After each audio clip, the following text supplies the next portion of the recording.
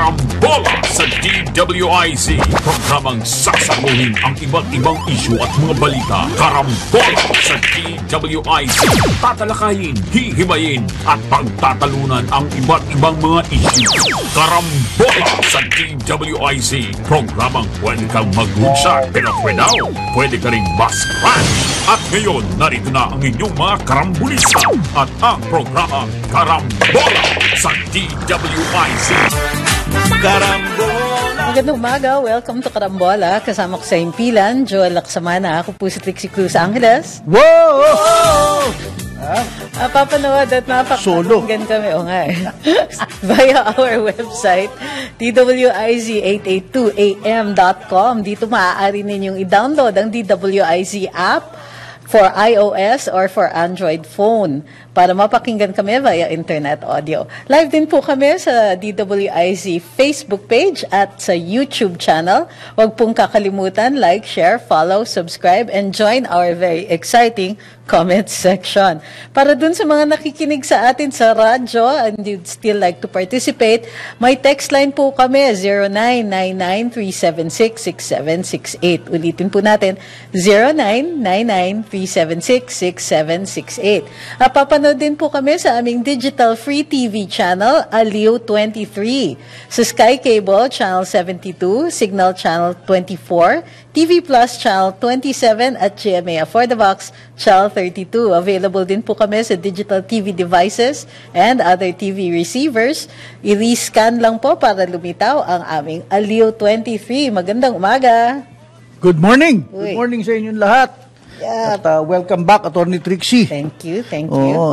Unahin ko na yung fashion kagad. Wala si Conrad. Wala si Mr. Conrad Banal ngayon. Na late lang ng konti si Congressman Jonathan De La Cruz. Si Attorney Trixie, well, it's a white blouse with a fluffery ruffles naman. Ruffles naman. But the skirt is an eye-catching ethnic number design, talagang ganda design. Did you get that from Baguio o dati na sa dati na to. Okay, excellent. It's beige with red, blue, yellow, gold. Ganda. And the shoes, Roman sandals with platforms. 3-inch platform, yay. 3 inches, yay high. Okay. 3 inches ba yan? Sobra naman taas. Taas eh. Mga ganun. Yeah. 2.5 siguro. Okay. Yeah. May mga nagtatanong kasi kung paano makaparticipate sa Tamawan Festival. That's where I was last week. So last week, nasa Tamawan kami, October 4 ang start ng festival. And this is a yearly event co-sponsored by the National Commission for Culture and the Arts. It's in celebration of National Galleries and Museums Month. Kasi it is also IP Month. So medyo maraming pangyayari dito sa cultural front, kumbaga. And it's kicked off usually by the Tamawan Festival. So it's usually a celebration of Cordillera heritage.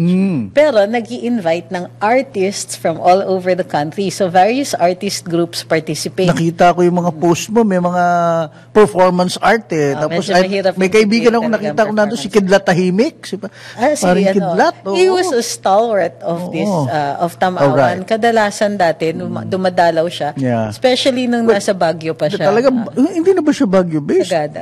Sagada na? Ay, talaga. Tagal na. Actually, yung Tamawan, I'm a bit familiar with it dahil kaibigan ko nga si Kidlat.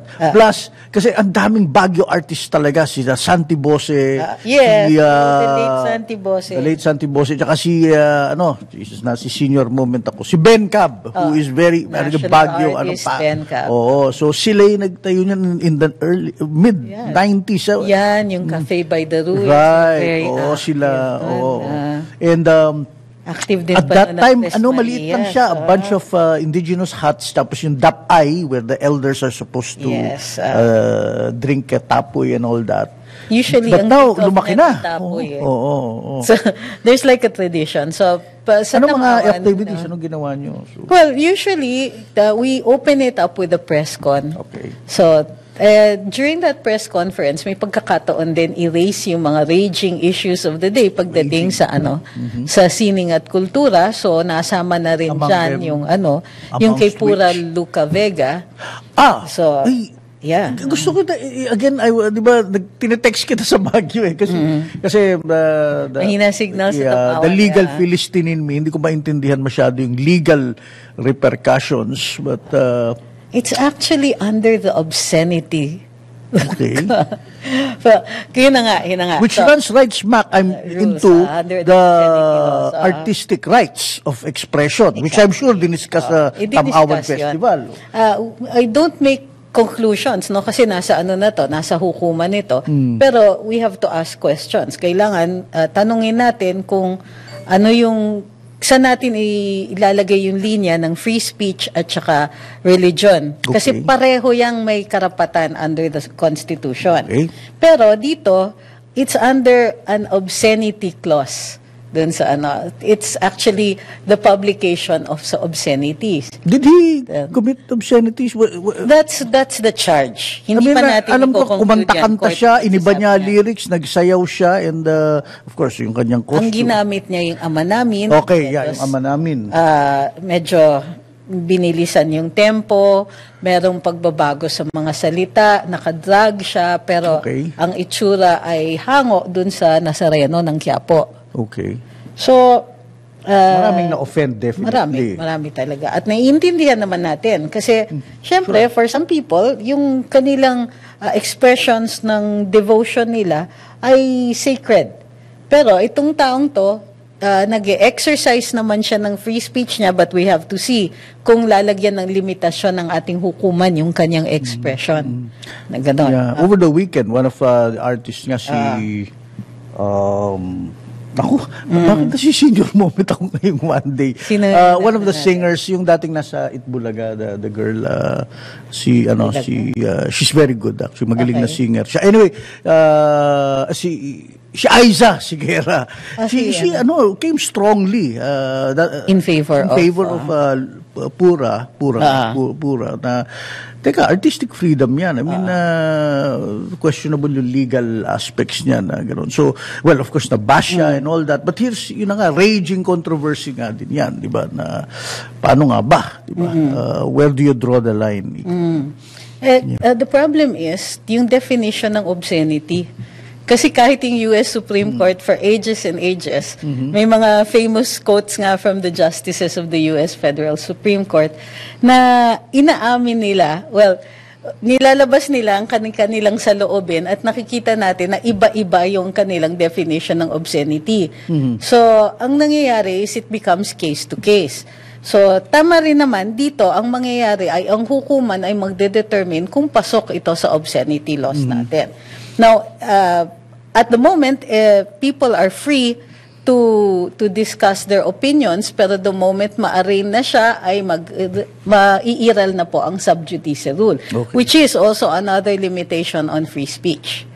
Kasi nakaka-apekto. Ang sub judice, kapag dinidinig ang isang kaso, bawal pag-usapan. Well, bawal i-argue. Pwede mong pag-usapan yung facts. Kunwari, ito yung sinabi ng tao, ito yung sinabi ng kanyang abogado, ito yung pinipresenta na depensa, ito yung pinipresenta na pangsalag dun sa kanyang depensa, and so on. So, pero ang tatandaan natin dito ay dalawa, ang dinedetermine lang ng hukuman ay kung ito ay protected speech or not protected speech. Kasi dito, sinasabi ng ating saligang batas, bawal gumawa ng batas or kahit anong rules na naglilimita ng ating free speech. May exception. Pwedeng gumawa ng rules para sa unprotected speech. So, ano yung unprotected speech? Kapag may damage. General rule yan. But there are specifics. So, ano yung mga unprotected speech? Libel. Sa violation ng sub judice rule. Inciting to sedition, inciting to rebellion, inciting to terrorism. Ganyan. Meron tayong limitations doon sa portrayals ng sexual congress. Halimbawa, how sanitized. Like the MTRCB limits certain images. Wala na nga yung censorship, nililimit yung viewership. So, protected, ang nangyayari is, nagiging protected speech na yung ibang yung ibang mga pelikula natin kasi ang nililimit lang, hindi nila pinuputol pero nililimit nila yung audience doon sa capability to understand. Yan yung ages, di ba? Yung, so halimbawa, kailangan ng gabay ng magulang, PG-13, pagka age na ganito. Pagka R, very strict yung mga limitations and so on. So, ang masasabi natin dito is, pagdating sa mga performances, sa mga pelikula, etc., ang ginagawa natin, nililimita natin yung audience, which means na protected speech siya. Pero, for purposes of protecting yung mga masiselan or mga developing minds pa, nililimita natin yung audience, hindi yung speech. Pero para yung sa mga pelikula na ilalabas mo sa mga sinihan, right? Or kung sa TV naman, well, may warning, di ba, na pinapakita, pina-flash muna. I suppose. Pero dito nangyari kay dito sa particular case na to, yung bang pinarody niya yung ama namin, ano ba to, online to, di ba?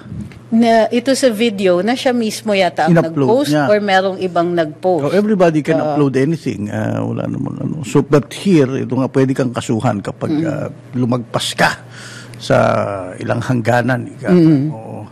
At marami ngayon yan, actually, sa totoo lang, pag nagbukas ka ng online, ang dami, di ba? Oo. But this one, medyo talagang, kaya naman lang ibabaw siya. Talagang, pero ang iba naman, ang komentaryo nila, apart from the legal, no? Ang iba naman, ang komentaryo nila, ang concern din na, ang lakas ng loob niya maglabas nun, tapos at some point, medyo natakot na siya doon sa negative na natatanggap niya mga mga nagulat komento. Din siya doon sa Nagulat siya, oo. Pero para sa akin, every time we put something out there, merong reaction yan, di ba? For every action, there is an equal and opposite reaction. Sabi ni Isaac Newton. Yeah. So, and it happens also dito online. So, kung provocative ka, dapat maiintindihan mo that you provoke people and therefore people will react. Okay, but listen, I mean, okay, yan, online yan. Ito, meron sa mga viewers natin, sa TV, di ba? Meron tayong mga noontime shows which have come under fire nga. Now here, I can under fire dahil sa kanilang content o kanilang lingwahe. Naintindihan ko to dahil sa totoo lang, the more provocative is the more you get audiences, di ba? Oo, I'm sure si Vice ganda kaya siya pinanunood dahil yung mga tao natutuwa sa mga sinasabi niya or something. Same dun sa kabilang mga noontime show. So paano ngayon yan? Paano mapupulis? They do. Nire-rating sila. May ratings ang MTRCB. Tapos, pag lumampas din sila dun sa allowable na pwedeng ipalabas sa TV, like I said, ang nililimita natin dito, audience, pinapatawag sila, pinapag-explain. Kung hindi tama yung explanation nila, sususpindihin sila. So, meron din. Like I said, para tayong nandun sa transition period na ang mga performances, particularly TV, kasi ang lawak ng audience ng TV, nililimita natin yung audience, pero pagdating sa TV, meron din tayong penalties. So, merong suspension. If mapapansin ninyo, walang prior restraint. Ibig sabihin, tuloy yung noontime show, masususpindi sila for a while kung mag-violate sila ng mga standards. Okay. Yun. Kung sabagay, hindi naman bago to it goes way back, even panahon ng mga Kastila. Remember yung Avenas, the Birds of Prey, yung Aves. Aves de Rapina. Of course, wala pang TV wala pang online noon, dyaryo ang ginamit nila. Yung author niyan ay actually nakulong. Para dun sa kanyang nagalit yung mga Commonwealth authorities noon. Good morning, Kong Jonat. Hi, good morning. Good morning. Bala ngayon ng sitwasyon natin. Traffic na. Ngayon. Dito sa sa atin. Bakit? Nagbalikan na yata lahat yung mga PhilHealth after sa elevator. Tama. Ang traffic na sa elevator. Dati nung nandun tayo sa 5th floor, nilalakad ko yung hagdan. Ngayon hindi ko pwedeng lakarin ang 20 floors. Yung 5th floor. Nilalakad mo rin. Okay yan. Jet floor, medyo mabigat-bigat na sa atin may yun. option noon. Boss Jonathan, naalala mo ba yung kaso niya? Anong Aves de Rapina? This is before your time, syempre. But being a student of pinag-uusapan yan sa politics, UP hanggang 1990s. Anong kinagalit ng mga Commonwealth officials? Parang ano yun parang... artistic yung pagkakasulat niya, di ba? Pero subversive ang tingin Pero subversive ang tinira nila. So subversive Aves de siya. Rapina dahil Hindi siya pang birds of prey. The birds of prey. Talagang inano nila Pilipinas doon, etc. Parang ganun ang workout. Which is actually small fry na ngayon. Akusahan, hoy, kayong mga Amerikano, na yung ini-exploit nyo ang aming natural resources. Actually, that's a dime a dozen na observation. Pero nung panahon, Panahon na yun, mabigat yun. Mabigat yun. Commonwealth period. So, dati, merong kaso na similar dito kay Vega. Yung usapan namin itong si yung... Naalala nyo si Medeo Cruz? Yes. Medeo Cruz, merong installation art sa CCP dati. Okay. So, he took very common household items. Yung mga things that you find in the house. So, merong, of course, merong religious figures. Yes. Tapos, merong mga ordinary, may mga yung sandok and so on. Meron siyang sinamang phallic symbol na nabibili natin both sa Quiapo o dun sa palengke sa Baguio, which was timely. Yung barrel, man in the barrel. Yun, yung man in the barrel type na So, because it was in the CCP, syempre, ang ginawa ng ABS-CBN, sinensationalize nila. So, ayan na, nag-comment na ang UST, kung saan gumraduate si Medeo, nag-comment yung Bishops Conference, nag-comment ang Senado, nag-Senate hearing pa kami noon. Yung iba, hinihingi pa ulo ng CCP. I forget si babae at the time na bakit inalaw ito and so on. So, well, di ba, I thought nga si Medeo, iano pa ng UST. No. Itirahin May statement sila, pero hindi naman siya na tiniwalag sa Alumni Association. Pero, at saka, nanalo siya sa kaso, dismissed kaagad doon sa prosecutor's office pa lang. So, ako, na-predict naman yan. Pero, syempre, dahil na-sensationalize, naging flavor of the, of several months. Nag-Senate hearing pa. Ang daming mga senador. Galit na galit. Nagmamano pa dun sa mga resource persons na mga pare at saka mga bishops. Ganyan, pamano-mano pa sila. Sabi ko, nagabala pa tayo mag-hearing. Nag-press conference na lang sana. Di ba? Senate hearing pa to. Di sana merong konting objectivity dito. So, yun yung so, yung konteksto similar. Kasi malinaw yung message nung kay Medeo is that he was just taking things that are commonly found in the house, put them together to tell us who we are. Okay. So, medyo, syempre, ABS-CBN yan.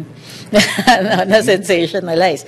Ito, tingin ko iba to. Iba to kasi religion yung religion din.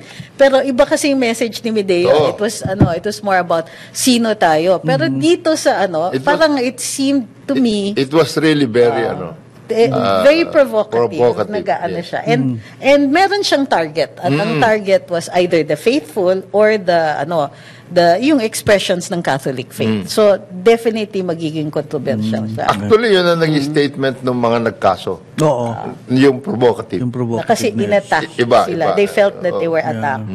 Okay. So, we'll see. Basta sa ngayon, pwede pang pag-usapan, pero pag na-arraign na siya, nasa judice na. Medyo mabigat-bigat na yan. Anyway, kaya kami napunta ron dahil galing nga si Attorney Trix sa Baguio Tang-Awan Festival. At mga raging issues of the day na pag-usapan noon ng mga artists. Mabuti nga na pag-uusapan yan. Kasi matagal-tagal din wala. Hindi na pag-uusapan yung tungkol sa culture and the arts. And that's part of our total program of attracting people to get into not only business but more into our history, our culture, etc. and everything. Creative industries. Okay, may bagong batas. As a matter of fact, tama si Trixie. May bagong batas. what are we doing with these laws pag ganyan na? Hindi lang yun. Again, meron tayong creative industries na batas, pero ang nilagay natin na head ay DTI. DTI. So, it's like a black hole you throw your money into. Ang naging ano kasi sa creative industries dyan, yung mga tungkol sa apps, etc. It's more of those things. Okay, the technology aspect of the whole thing.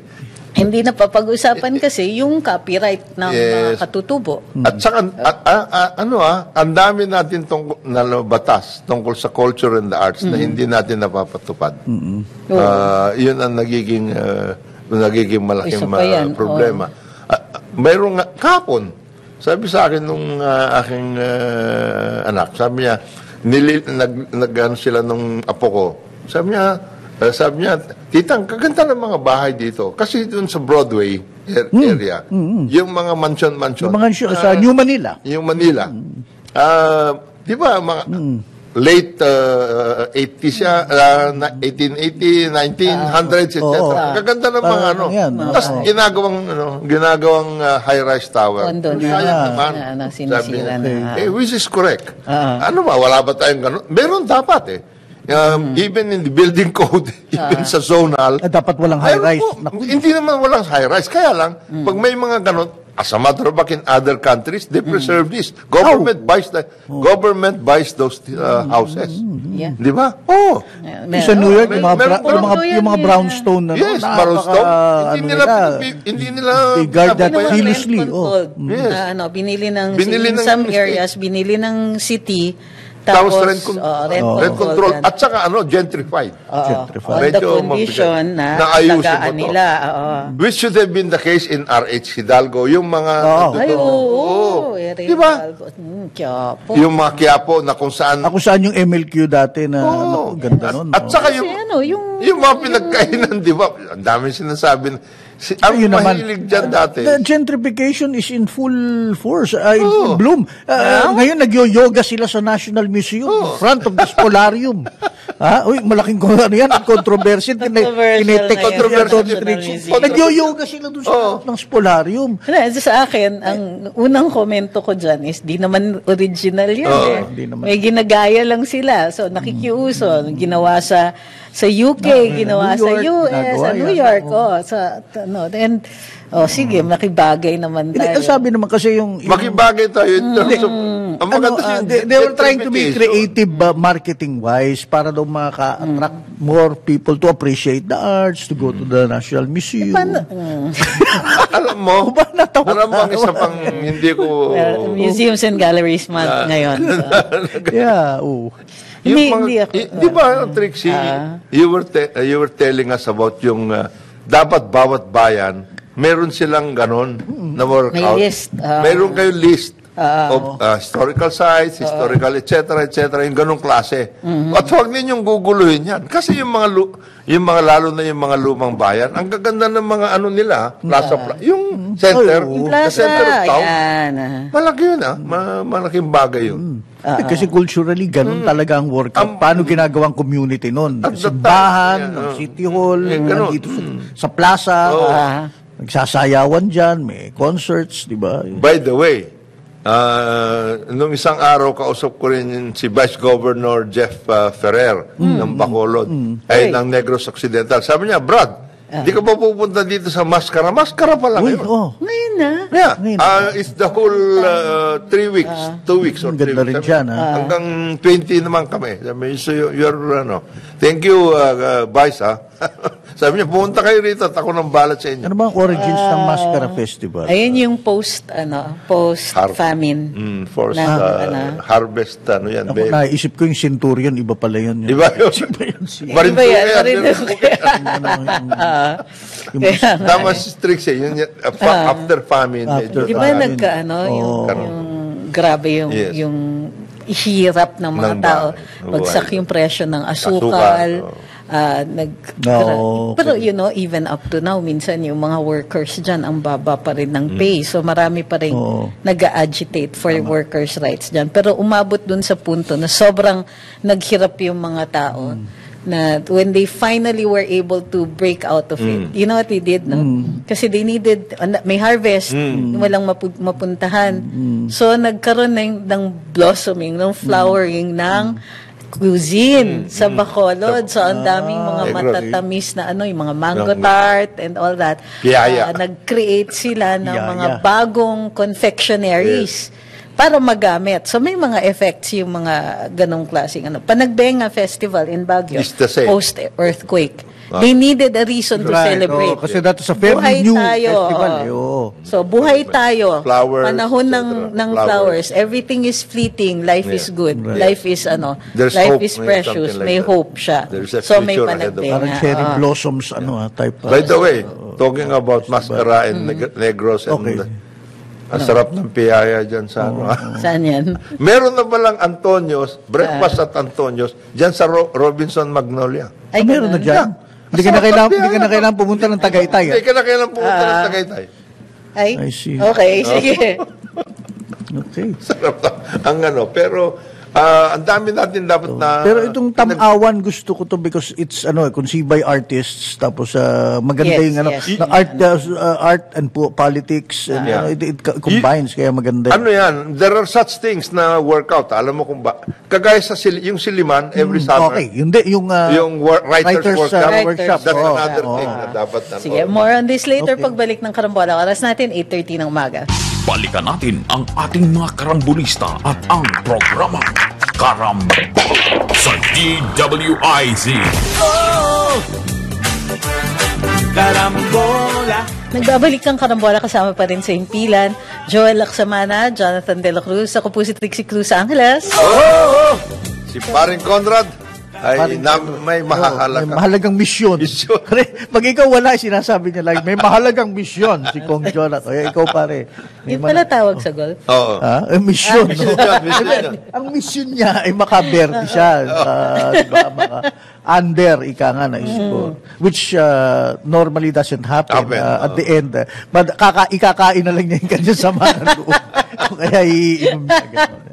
Grabe kayo. Well, speaking of sports, it's been a hell of a roller coaster itong nakaraang para sa ating Philippine team. Pero maganda ang ating 4 gold medals para sa Pilipinas. So basketball after 61 years. Medyo mabigat-bigat 'yon. 6 decades. Boxing. Pole vault kay EJ Obiera. Yung dalawa nating jiu-jitsu girls at saka yung sa taekwondo yung si Patrick. So not bad. I mean, dapat isa pang gold sana yung kay Yumir. All this talk na hometown decision tayo na lutong Macau. Look, that's part of sports, I suppose. Nakita nyo naman yung laban, binigay ni Yumir ang lahat. Itong Chinese guy, hindi tumakbo. I mean, brought the fight to him. Pumalag din. So, it was a great fight. These things happen. Pareho silang nagkaroon ng standing Pareho silang standing 8 count. What Yumir is going to the Olympics. So, that's good. Actually, yun ang binabanggit. To thank parang Joel Dennis, Trixie, si Dennis Principe. Sports analyst.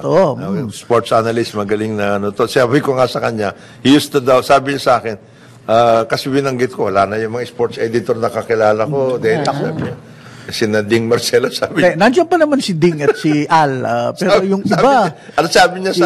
Sabi niya sa akin, Joel, Trixie, I used to work for, Sir Ding kasi siya ang sports editor. Sabi ko, ikaw naman talaga nagtatrabaho doon. Si Ding nag-golf lang ang galing naman mag-golf. Malalaman mo Pero ang sinasabi sa atin Trixie, Joel ni Dennis, it's a good statement, analysis. We have a lot of talents. Totoo. Our pool of talents has expanded. Kaya nung binanggit ko tungkol sa kanya na we have to focus, gintong alay, sabi niya, okay ho yun, kaya lang, there are more things that needs to be done. And one of this is to focus on the sports na talagang ano natin. Na may malaking chance Meron tayo. malaking chance. We Lalo actually na excel. since we are working on developing our programs properly. Ang problema, sabi niya palagi, is the leadership, which we have always The leadership of the national scathing sports associations, which is always the mga NSAs, mga National Sports and then Associations, of course the Sports Commission, National Sports Commission, Philippine Olympic Committee. that does not apply only to sports. It applies to a number of other sectors where we have ang gagaling ng ating mga tao, the leadership problem is the problem. Right. There are instances na you get a good leader, sandali lang. Sandali lang, ma-work out. The extremely gold lining there really. Dahil ako I'm a firm believer in grassroots sports. Yes. Pag tinignan mo palaro, yung mga the regional and city meets and all sports leading up to the palaro, makikita mo yung gems all over the place. Makakita ka ng mga batang walang sapatos, pero grabe ko, kaya niyang itakbo yung 100 meters at certain speed, ganun. Yung kasi sinasabi ni Dennis, which I think is to the, yung palaro, nare-revive na. I think sina Vice President Inday, crucial that. They're trying to work that out properly. Ano? Ang sabi niya, sir, yung after that, yung scouting. Kailangan meron na, at saka, tuloy-tuloy na. Pag naka-scout mo na magaling ito, you have to nurture him, nurse him to bakit parang wala tayong ganun na masyado?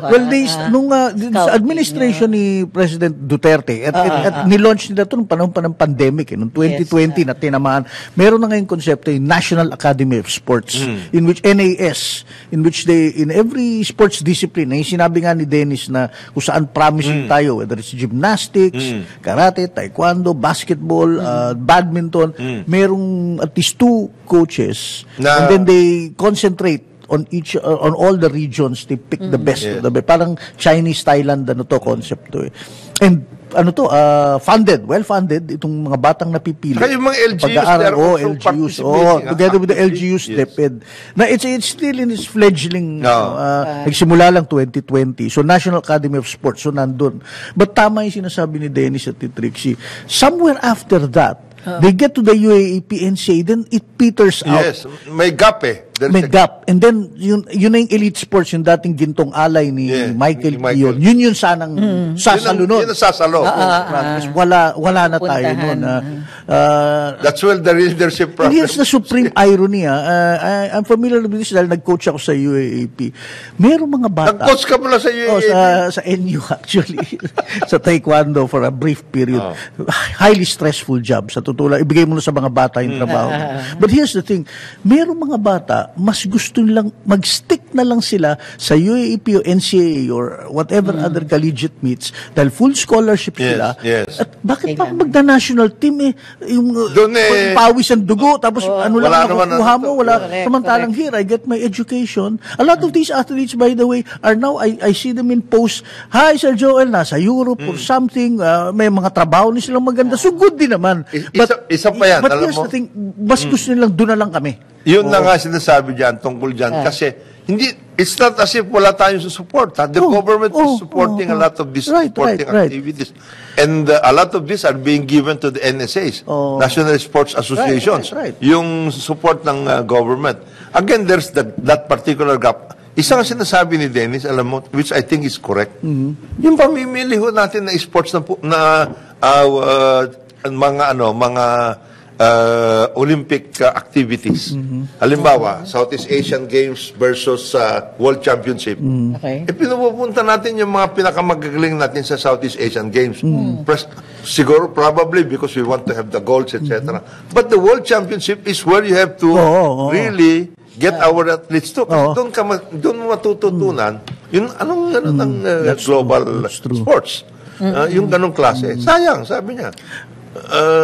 Kagaya niya, pinapunta natin yung mga sinapetesyo, etc. sa Southeast Asian Games. Hindi natin sila pinapunta because at that time nagsabay World Championships At saka yung Parang yung prioritization mali. yung prioritization din natin winner count. Something like that.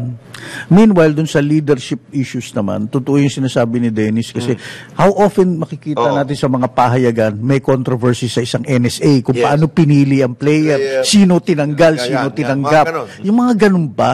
Na-politicize. Napopoliticize na, and that's disillusion yun sa mga maraming To the point atleta. na, you remember, Trixie at Joel, si Kaloy, Yulo, the Yulo brothers, plus si E.J. Obiena, their parents had to get out of this, the supervision of the NSAs. Kasi sabi nila, Walang nangyayari. Pinapagalitan pa kami. So sila maghahanap ng kanilang sariling funding, di ba? At mabuti na lang meron tayong mga ilang, di ba, civic-minded na mga Taipan siguro na who help out, di ba? Yung kay EJ, because his parents are really sports-minded. Yes. Kaya inano siya. Hindi sila political, hindi sila business. Hindi sila ganun eh. So, it's really the sports. Tapos ngayon ko lang nalaman, graduate pala ito ng Chiang Kai-shek. High school. Correct. And it was Chiang Kai-shek that has been giving him all the support as well. So, magaling. Yeah. Kaya sinasabi niya yung mga weight One classes. of the best schools in the country. Baka doon tayo, sabi niya, kung alam mo, baka doon tayo dapat ngayon pa lang, because the Olympics is just around the corner, ngayon pa lang inaayos na natin to. Yeah. Kagaya ng jiu-jitsu. Sabi mo, nakadalawa tayo. Yung mga, they really snatch that from the jaws of David, di ba? Galing. Umiiyak yung mga girls yung pinagdaanan nila matindi. Nakinaya nila yan. Si Maggie herself, when she was being interviewed after the event, umiyak siya. Yeah. And that's like I said, yung pinagdi-discuss natin last week. Key dyan yung mentality. The winner's mentality na. Nandito na ako, kaya pumunta rito, may dahil hindi ako turista. I mean, lalaban ako, yung matalo man. But the biggest management, I suppose, lesson victory is the basketball team. I mean, ito yung sinasabi ni paring Conrad na, I mean, just pag-aralan nyo, ano yung mga maling nangyari nung FIBA, nung World Cup dito, at ano yung tamang mga nangyari sa Asian. It's as simple as that. Diba? Sabi nga nung iba, like si Joel, ang halimbawa sa basketball, yung coaching is not a fashion sports. You had to go there again, Maria. Yung mga Mercana, hindi na kukuha sa Mercana yan. Saka yung mga intense tingin mo. Sa real estate industry lang nangyayari yan. Yung mga Mercanang may ikli. Tinitignan mo yung laro mo. Sino itong mga taon to, saan babagay? Sino yung kalaban mo? Parang gano'n. Hindi nanonood ka na rin. Right. May mga sports that we show so much promise, like yung sa wushu. Wushu. Oh, yeah. Okay, yan. Ang natin, nung SEA Games natin, we dominated these sports na Yan, and of course, jiu-jitsu. Saan ba yung anak ni Len? Berberabe. Sa karate. Si Jamie Lim. Matangkad na bata, magaling din. Matangkad, Again, passionate yun eh. So, cum laude. Cum laude. Tapos nagmaster sa siya. nanay. And tinapos mo na yung pag-aaral niya, bumalik na naman. Di ba? You would think kung magulang ka, tinapos mo na rin, tuloy-tuloy, magtrabaho ka na. Hindi! May passion ko I want to do something. Sana there is a way rin na mapasok yung corporate social responsibility dito sa ating sports. Yes, lalo ngayon. Yung pag-harness niyan. Hindi, ang nangyayari, because I remember this, sa swimming kami kasi, we were training before for competitive sports in swimming. Mas swerte ka kung may pera yung magulang mo kasi magbabayad ka ng coach. Yes. Mabayad ka ng pool time if you don't have a pool at home. So yung mga magagaling sa amin noon, we're the ones who had pools at home. So every day, magte-train sila for 2-3 hours every morning. Hindi pa pumapasok sa school. Gising ng maaga, magte-training sila, papasok sa school. And then pag uwi, another 2 or 3 hours na magte-training. So you need pool time, you need the coach, you need even better coaches later on. Buti pa sa swimming, limit yung kumbaga yung equipment mo konti lang ang required. What about those that need sports. tennis halimbawa ang mahal ng raketa, Golf, wag na tayong lumayo. Yung swimming, ang laking controversial nangyari dyan. Si Senadora. Susan Papa. At si Nikki. Nikki Cositing. Saka si Susan Papa versus Mike. Naku, pagkausap ko si Senator Nikki tungkol dyan, talaga mauubos yung isang araw eh. She will tell you lahat ng ills ng swimming. Sabi niya, yung galit niya dyan. Again, balik na naman tayo. There was a time kasi na families lang eh. Yes, families lang. Tama. Pati sa shooting. Kaya nga, I don't want to cast aspersion sa mga officials ng National Sports Association, sa NSAs, pero ang daming problema. So, doon pa lang nagkakaaway-away na. So, kaya malaking problema yan eh. Sa grassroots natin, it's on the right track. Yeah. Okay yan. Kasi parents will always suportahan ng mga magulang nila and the DepEd teachers are there. Pero then that stops. Somehow kailangan may sumalo. Now, kaya nga gusto ko yung programa ni Michael Kiyon noon, yung Gintong May sasalo. Tapos it was devoid of politics. Basta ito. Tapos meron tayong lugar. Ito tayo sa Baguio. Ito yung which president actually did now? Yung dapat sa Clark. Sa Clark, oo. Kung nagagamit yun. Oo nga eh.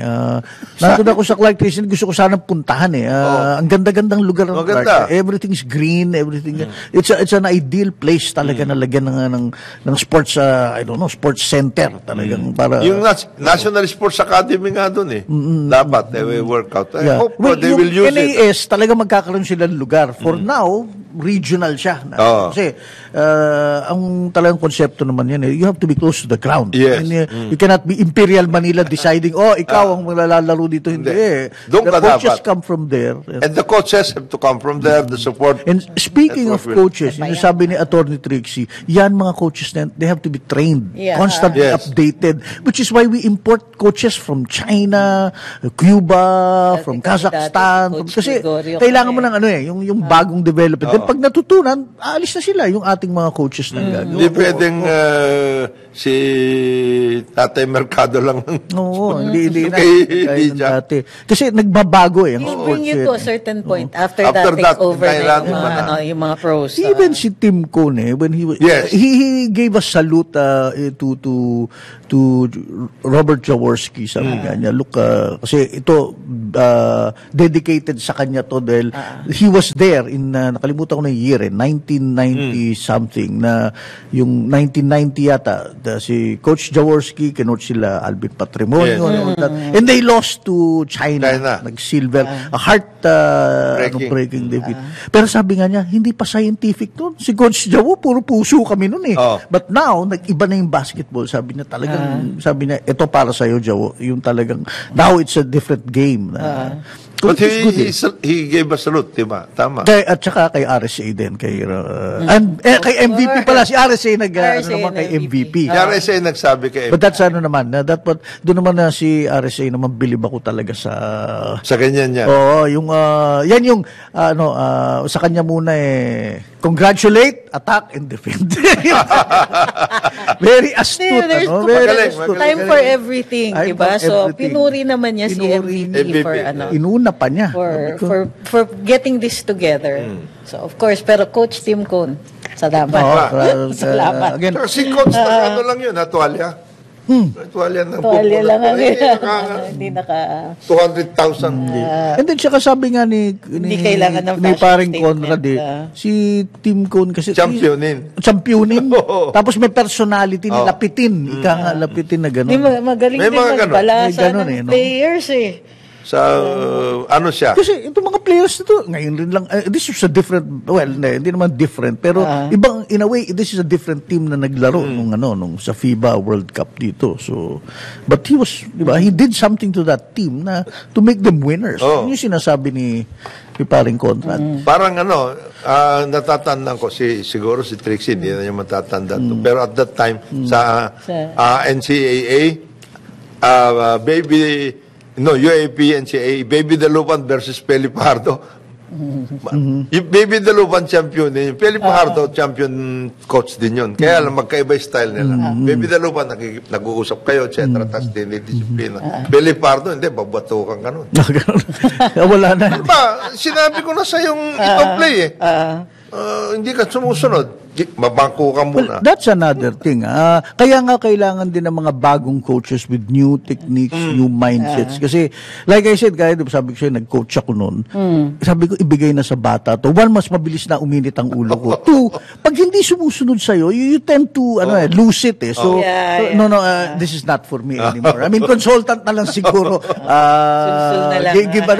Give encouraging words, but never yung day-to-day, hindi na kaya. Kasi ang mga batang athletes ngayon, at like anywhere else, the workforce, you cannot talk to them the way used to be. The way we were taught. In the 80s or 70s, hindi na pwede. So, layasan ka niyan di ba? Pupunta somewhere, iibahin na lang. Nakasira ka pa lalo. You're not contributing to the development of Philippine sports. Natatandaan ko, winning team yung kay Pele. Binangko niya yung star player. Hindi ka sumusunod, dito ka. Ayan. May ganun. May ganun So, no, don't ask questions. Don't ask questions. Yan. Bawal sa amin nun. Kasi yun yung coaching style nun. Don't ask questions. Don't ask questions. Sunod ka lang. Sunod ka muna. Kung maswerte ka kung i-explain later on yan. Parang parenting din. Don't ask questions. Diba? Ganun. Iba na ngayon. Hindi na pwede ganyan sa parenting. Iba na rin yung, yung influences ng, ng society, ng schools. Lalo sa Amerika. Ay, lalo pa dyan. At dinasa mo ng boses sa anak mo, susumbong ka sa pulis Pero yung sa... Verbal abuse. I still cannot forget, kasi sa Korea, for example, minsan it's a matter of culture. Doon ko nakakita, kasi I've been to several meets na rin international. So, sinasampal nila yung player, bro. Pagka, sampal talaga, na malakas, sabay, hindi ko naintindihan yung sinasabi, ganun. Yung ibang parents ng Philippine team, sabi, hindi ko naman gagawin. I mean, I want my kid to excel, but we don't go that far. And, hindi mo bibigay yung anak mo sa ganong klaseng coach. May mindset sila yun na nga well, anyway, sometimes may controversy ganyan kasi meron pa rin mga ganon na naiwan sila sa anong century. Hindi ganon na ngayon ang kultura. At walang magulang na papayag na ganon na ngayon. Magiging away yun. Away, abutin mo. Away yan. Sabi ko sa inyo. Right. Demanda pa. Yung sinasabi natin, leadership, etc. Tapos, kailangan participative lahat. Hindi pwedeng... At saka yung sinasabi ni Atty. Trixie, sana nga yung ilang corporate natin. Talagang pasukan na rin yan. The problem is kasi investment yan na hindi mo alam kung magpe-pay off o hindi. Ang sports is really not for it. Nag-pay off na kayo. Yun na sinibig. Nakikita nyo Kaya nga may CSR kasi ito yung mga laws na ginagawa natin para ma-mitigate yung sobrang napapayaman na particular class of people. Okay. So, saka sinasabi nga nung iba, nung pandemic nga, kumita na kayo lahat ng tao, hindi. Kayo lang kumita Actually, ano naman yung ibigay nyo na yung part of that tour? Suklian nyo naman kami. Kaya nga, gusto ko yung konsepto ni paring Hansi sa NU. Uy, magaling ang NU ngayon. Ang ginagawa niya, kasi kaibigan ko yung isang nakaka-golf namin ni Conrad. Siya yung may hawak ng volleyball ngayon. They change. Ito yung mga supplier ni Hansi na sabi ko, paano ba nangyayari yan? Formal ba yan? Hindi, basta kakausapin ka ni Hans. Sabi, tulungan mo naman akong ganyan. Pwede ka naman tumanggi. Pwede. Pero baka naman bukas makalaw, wala na yung kontrata mo. Diba? Ikaw naman, oo ka talaga. And once you're there, talagang all you'll out. be invested na. Ikaw ang parang manager ng team na yan, whether it's volleyball, track and field, basketball, baseball. Ganun, yun yung which was actually the case during the time of the first President Marcos. Merong mga sports, kaya nga si Danding sa basketball talaga. I remember that but here's the thing, tama rin yun yung konsepto sinabi mo na, look, kumikita ka naman sa negosyong to. Tumulong ka dito sa aming yung, di ba, yung whatever. Tama nga naman. Sa Indonesia at saka Thailand, ganun sila. Sa totoo. Even Singapore. Meron ganun. In other words, kumita ka at the back of the entire nation. Ba't Precisely. Ba't naman hindi ka makatulong? So that's the concept. I don't know how the other universities do it. I'm sure yung mga Sa alumni. university, si alumni. Kinikwento mo sa akin sa UP eh. UP. Kasi sino ba ito pinag-usapan Si lang sa John elevator? Vic. Si John Vic, sabi ko. Si At saka si Rubina. Sila. At saka si JJ, attention. Si JJ, taga-UP. Yung mga informal siguradong arrangement nila. It's just puso talaga, taga rito. Nahulong pa for a while si kaklase ko, si Dan Palami. Si Dan. Okay. Dan Palami. Si Dan Palami, football. Yan ang nag-revive. Yan talagang, yung Ascals. Sa Ascals siya. Walang Ascals kung walang Dan Palami. Yan, investment yan na hindi mo alam kung magpe-pay off eh. Kasi maaaring manalo, maaaring matalo. I mean, sometimes yung mga... Pero maganda kaya yung mga maikling Amerikana, hindi ko alam, yun sa kanila, ayaw namin to. Dalhin sa Madrid yan. Dito kayo magbayos. Ito, pinapaalala lang ng isa natin na nanonood, si JP. Sabi niya, si Tim Cone served as an assistant coach for the Miami Heat during the NBA Summer League last year. Phil head coach Alex Poelstra was instrumental in making that happen. Yun. So, dyan na tayo, tumitigidig na tayo dyan sa, alam mo bang ang sama ng loob ng China nung natalo? Oo, sama ng loob nila. Hindi nga sila sumama sa press conference. Oo, may separate interview dun sa, ba coach ba yun, may manager? Tinalo tayo ng Philippines. Galit na galit. Si Yao Ming. Yao Ming. We understand na, it's a good team, ganyan. Sabi nila, hindi nga nila pinapansin yung talo nila sa ibang event. Sabi nila, this is basketball. So, matalo na daw sa lahat, wag lang sa basketball. Tapos may editorial cartoon, yung malaking warship ng China na sa West Philippine Sea. May katabing maliit na Coast Guard, may malaking scoreboard, Philippines, it is China, gano'n. Bella. Kita mo naman. 1 point. Well, at least ganyan, nasa larangan ng sports. We keep it clean, better we na yan. keep it, Kesa babalik yung nangyayari ngayon sa pagbabalik siguro natin mamaya. Discuss natin. Over the weekend, tayo'y nabigla doon sa balitang nangyayari sa Middle East. That's terrible. Matindi ang banatando ngayon. Matindi. I hope our countrymen, mga Pilipino, etc. Meron daw eh. Sumunod kayo sa protocol, please. Huwag kayong pero may mga Pinoy ba sa Gaza Strip? Marami doon. Marami. At saka sa border. Caregiver nga daw yung mga, meron daw mga at saka sa border. Kasi that's just the border. Doon nga, yung sinasabi nilang Tsaka mga kibbutz pala, suburban na ang itsura. No? Yes, yung mga ganda ng bahay, may garage. Matagal, very. Para ka nasa small town USA yung itsura. Ang napakiusap lang natin sa ating mga kababayan, sumunod po kayo. Okay. Huwag kayong palabay-labay. Meron ng protocol yan. Pag nagkaroon ng ganyanan, mayroon kayo. Sumunod kayo. Tsaka seryoso yung mga Hamas, they went there for with ill intentions talaga. At planado sila. Yeah. That's one. They seem to have been caught by surprise. I'm surprised. I would have thought ang Israel by now, regardless kung may holiday, may talaga nakabantay na sila. May lessons na silang natutunan. It's just like the Yom Kippur War. Yom Kippur War. 50th anniversary. Yun pa. Yung Kippur War. Yung binigla sila na nakapasok yung But this one, yung Yom Kippur War, parang binlitzkrieg, may mga tangke pa mula sa ito, yung bagong technique na binlitzkrieg, may rocket attacks meron. Mabigat. Like those rocket attacks, I would have thought Israel had already that meron silang Iron Dome. Niyari nga sila yung in some of the newspapers sinasabi Iron Dome, Straw Dome yan. Nag-work naman siya pero dinaan nila sa dami. Barad. May announcement pa nga ang Hamas na ang tatargetin nila susunod is the international airport. Yes. Promising 150 missiles.